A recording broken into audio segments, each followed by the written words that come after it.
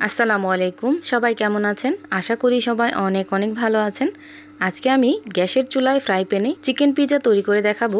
আশা করছি এই ভিডিওটা আপনাদের কাছে খুবই ভালো লাগবে। একদম কম সময়ে আজকে আমি এই পিৎজাটা তৈরি করে দেখাবো। সাথে থাকবে পিৎজা সস আর থাকবে পারফেক্ট ডো তৈরি করার পদ্ধতি। আশা করছি এই ভিডিওটা আপনাদের কাছে খুবই ভালো লাগবে। এভাবে পিৎজা তৈরি করলে ছোট থেকে বড় সবাই কিন্তু খুবই পছন্দ করবে, আর কেউ বুঝতেই পারবে না এটা যে বাসায় তৈরি। সবাই ভাববে কোনো নামি দামি রেস্টুরেন্টের তৈরি। চিকেন পিৎজা তৈরি করার আগে প্রথমে আমি পিৎজা সস তৈরি করে দেখাবো। আমি যেভাবে ঘরোয়া পদ্ধতিতে পিৎজার সস তৈরি করি সেটাই কিন্তু আপনাদের সাথে শেয়ার করব। পিৎজার সস তৈরি করার জন্য প্রথমে আমি 2টা সেদ্ধ করা ডিম নিয়ে নিলাম। তারপর দিয়ে দিলাম 1/3 কাপ পরিমাণ টমেটো সস। দিয়ে দিব 3 থেকে 4 চামচ পরিমাণ রান্নার সাদা তেল। 2 কোয়া রসুন দিয়ে দিব এখানে। 1 চা চামচ পরিমাণ দিয়ে দিব লাল মরিচের গুঁড়া। 2 থেকে 3 চামচ পরিমাণ দিয়ে দিব গুঁড়া দুধ। 3 চা চামচ পরিমাণ দিয়ে দিব সাদা ভিনেগার।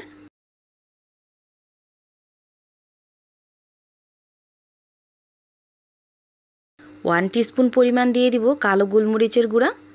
সামান্য পরিমাণ দিয়ে দিব সাদা গোলমরিচের গুঁড়া। হাফ চামচ পরিমাণ লবণ দিয়ে দিব। এখন ঢাকনা লাগিয়ে খুব ভালোভাবে ব্লেন্ড করে নেব। ব্লেন্ড করে নিলেই কিন্তু এই পিৎজা সসটা একদম পারফেক্টলি রেডি হয়ে যাবে। এই পিৎজা সসটা চাইলে আপনারা চিকেন শর্মা, বার্গার, পিৎজা বা যে কোনো ভাজাপুরের সাথেও কিন্তু খেতে পারবেন। এখন আমি দেখিয়ে দিব কিভাবে আমি পিৎজার জন্য ডো তৈরি করলাম। প্রথমে একটা বাটিতে 2 চামচ পরিমাণ নিয়ে নিব ইস্ট। দিয়ে দিব হাফ চামচ পরিমাণ লবণ। 1 থেকে 1.5 চামচ পরিমাণ দিয়ে দিব চিনি। 1 টিস্পুন পরিমাণ দিয়ে দিলাম বেকিং সোডা। 2 চামচ পরিমাণ দিয়ে দিলাম গুঁড়া দুধ। কুসুম গরম পানি দিয়ে দিলাম 1 কাপ পরিমাণ। এখন সব কিছু খুব ভালো করে একটু মিশিয়ে নিব। সব কিছু যখন খুব ভালোভাবে মেশানো হয়ে যাবে ওই পর্যায়ে এখানে আমি দিয়ে দিব ময়দা। ময়দার পরিমাণটা এখানে যতটুকু প্রয়োজন ততটুকু আমি দিয়ে দিব। এখানে আমার প্রায় 1.5 কাপের মতো ময়দা লাগছে, আপনাদের কম বা বেশি লাগতে পারে। এখন আমি খুব ভালোভাবে একটা ডো তৈরি করব সফট। প্রথমে আমি এইভাবে মিক্স করে নিতেছি, তারপরে আমি হাত দিয়ে খুব ভালো করে এই ডোটাকে তৈরি করে নেব। এই ডোটা তৈরি করার সময় অনেকটাই স্টিকি থাকবে, এই জন্য হাতে সামান্য পরিমাণ তেল দিয়ে দিয়ে খুব ভালোভাবে এই ডোটাকে তৈরি করে নেবেন। হাত দিয়ে খুব ভালোভাবে মথে আমি এইরকম সফট একটা ডো তৈরি করে নিছি। এখন ঢেকে রেস্টে রেখে দেব 15 মিনিটের জন্য। 15 মিনিট পর আমি আবার ফিরে আসছি। আর এই তো দেখতেই পাচ্ছেন 15 মিনিট পর এই ডোটা কিন্তু ফুলে একদম ডাবল হয়ে গেছে। এখন এই ডোটাকে আমি অফ ক্যামেরায় খুব ভালো করে একটু মথে নিছি। এখন কিন্তু পিৎজা বানানোর জন্য এই ডোটা একদম পারফেক্টলি রেডি। এখন আমি 3টা লেচি কেটে নেব। আপনারা চাইলে কম বেশি করে নিতে পারেন বা এখান থেকে 4টা লেচিও কিন্তু কেটে নিতে পারেন।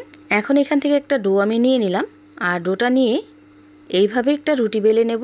আর এই পিৎজার রুটিটা কিন্তু একেবারে পাতলা করা যাবে না, 1/2 ইঞ্চি পরিমাণ মোটা করে এই রুটিটাকে বেলে নেবেন। পিৎজার এই রুটিটা কিন্তু একদম পারফেক্টলি রেডি। এখন আমি পিৎজাগুলো বানাতে চলে যাব। যেই ফ্রাই প্যানে আমি পিৎজাগুলো ভাজবো সরাসরি সেই ফ্রাই প্যানে আমি এই রুটিটা এইভাবে দিয়ে দিলাম, আর সাইডটাকে এইভাবে একটু লাগিয়ে দিব।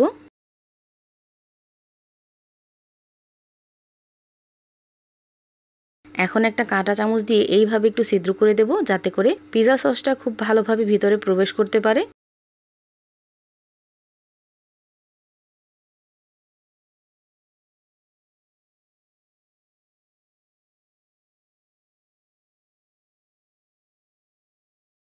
এখন আমি সাইডে পিৎজার একটু ডো লম্বা লম্বা করে লেচি করে নিয়েছিলাম, আর ওই লেচিটা সাইডে আমি লাগিয়ে দিব, যাতে করে যে কোনো সবজি বা চিকেনগুলো দিলে সাইডে পড়ে না যায়।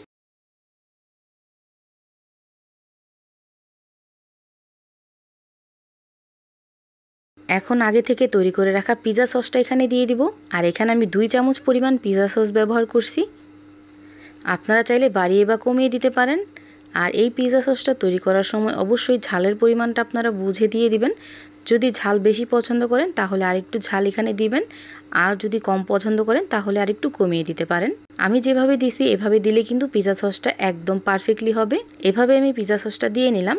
এখন উপর দিয়ে আমি পেঁয়াজ কুচি দিয়ে দিব, কাঁচামরিচ কুচি দিয়ে দিব। আপনারা আপনাদের পছন্দ মতো যে কোনোভাবে এই পিৎজাটাকে সাজিয়ে নিতে পারেন। দিয়ে দিলাম টমেটো কিউব করে কেটে। এখন রান্না করে রাখা মাংসের টুকরো দিয়ে দিলাম।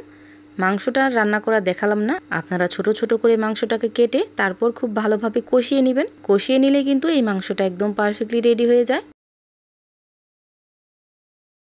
বাচ্চাদের জন্য এখানে আর বেশি ঝাল দিলাম না। উপর দিয়ে এখন আমি চিজ দিয়ে দিব। চিজ পরবর্তীতে আমি আরও দিব। এখন আমি কম করে দিয়ে একটা সাইডে রেখে দেব। একই পদ্ধতিতে আমি আরেকটা বানিয়ে দেখাচ্ছি। এখানে আমি একটা পিৎজা সাজিয়ে নিছি, যেটার ভিতরে কাঁচামরিচের পরিমাণটা আর সবজির পরিমাণটা একটু বেশি দিছি। আপনারা আপনাদের পছন্দ মতো যে কোনোভাবে পিৎজাটাকে সাজিয়ে নিতে পারেন। চাইলে এখানে ক্যাপসিকাম দিতে পারেন। আর এতে দেখতেই পাচ্ছেন এইভাবে আমি 3টা পিৎজা কিন্তু রেডি করে নিছি। এখন আমি একটা একটা করে চুলায় দিয়ে রান্না করে নেব।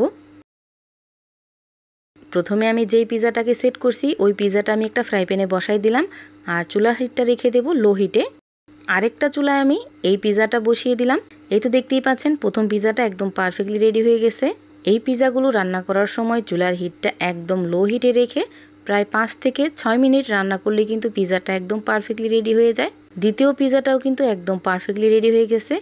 আর এটা হচ্ছে একদম লাস্ট পিৎজাটা। দেখে নিশ্চয়ই বুঝতে পারতেছেন পিৎজাগুলো কতটা লোভনীয় হয়েছে। একদম কম সময়ে এই পিৎজাগুলো তৈরি করা যায়। এখন আমি আপনাদের দেখানোর সুবিধার্থে একটা পিৎজা আপনাদেরকে কেটে দেখাবো। এভাবে পিৎজা তৈরি করা কিন্তু খুবই সহজ। দেখতেই পাচ্ছেন পিৎজাগুলো কতটা পারফেক্ট হয়েছে, আর নিচ থেকে কিন্তু একটুও পুড়ে যায় নাই। আপনাদেরকে আমি দেখিয়ে দিব এই পিৎজাগুলো কতটা পারফেক্ট হয়েছে। আমি এইভাবে পিৎজাগুলো কেটে নিতেছি। আপনারা চাইলে আরও বড় স্লাইস বা ছোট স্লাইস করে কেটে নিতে পারেন। আপনাদের কাছে এই চিকেন পিৎজার ভিডিওটা কেমন লাগছে অবশ্যই কমেন্ট করে জানাবেন। এই পর্যন্ত ভিডিওটা দেখার জন্য অসংখ্য ধন্যবাদ। সবাই ভালো থাকবেন, সুস্থ থাকবেন। আল্লাহ হাফেজ।